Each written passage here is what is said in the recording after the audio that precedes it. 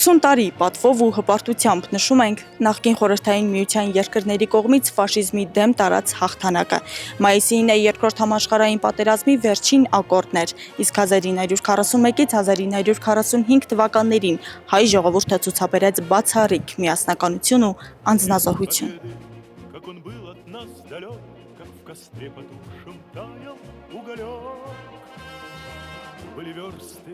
1933 թվականին Գերմանիայում իշխանության գլուխ անցավ ֆաշիզմը,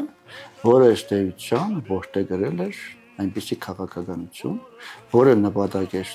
հետապնդում հասնել համաշխարհային տիրապետության, որ 1939 թվականի օգոստոսի 23-ին ստորագրվել էր չարձակման պակտ պայմանագիր Գերմանիայի եւ Խորհրդային Միության միջեւ, ընդ որում 10 տարի։ Բայց այդ 2 տարին Գերմանիան արդյունավետ օգտագործեց եւ իր ռազմական ներուժը ավելի քան 190 դիվիզիա նետեց Խորհրդային Միության վրա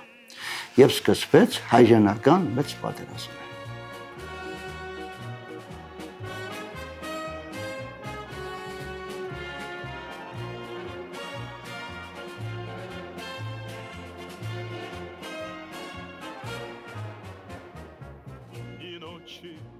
Եվ բնականաբար, քանի որ Հայաստանը Խորհրդային Միության հանրապետություններից մեկն էր,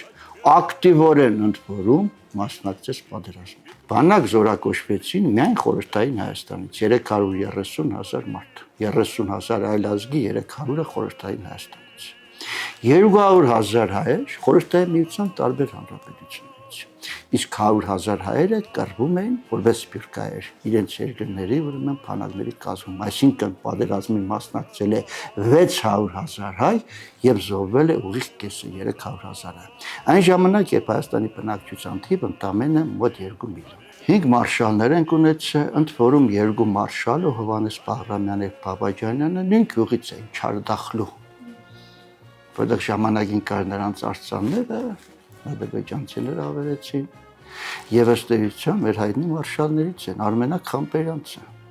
Սերգեյ Խուչակովը, գիտեք որ նկարիչ Արմենակ Խամպերանցը մարշալի կոչում ստացել է պատերազմի ժամանակ,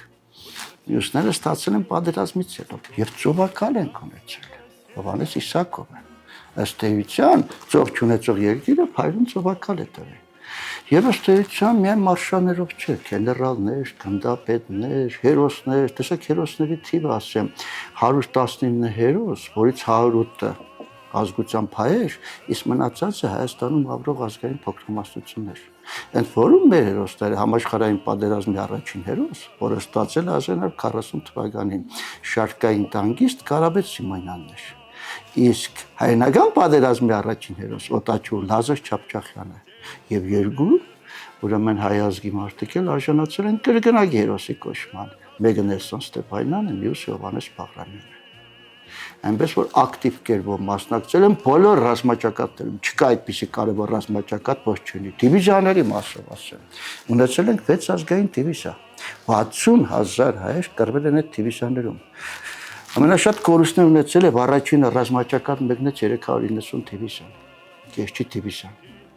Սիմոն Զաքյանի գլխավորությամբ եւ զոհվեց նաեւ Սիմոն Զաքյանը։ Տեսեք այդ դիվիզիայի պատմությունն ինձ համար օրինակ շատ հետաքրքիր, որովհետեւ իմ պապը այդ դիվիզիայի մեջ գտնվել եւ զոհվել։ Իմ անունը հենց նրա անվան են կոչի այդ դիվիզիայի։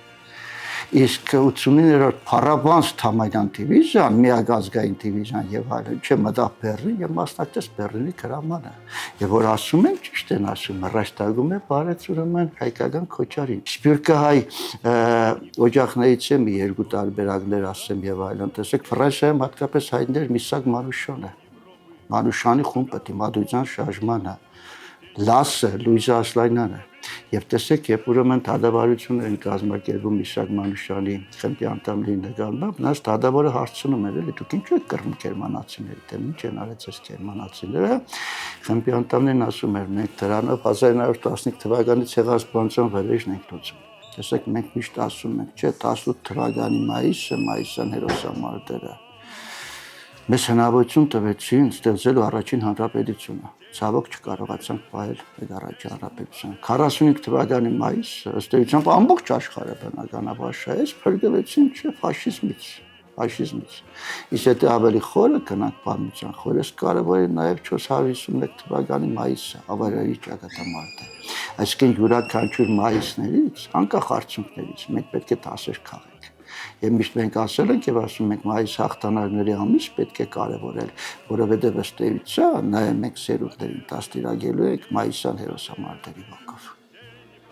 Այսօր, երբ աշխարհում կրկին սրվում են հակամարտություններ, հաղթանակի օրն ավելի մեծ արժեք է ստանում, որպես հիշեցում, թե ինչքան ծանր գին կարող է ունենալ պատերազմը եւ որքան բարձր է խաղաղությունը։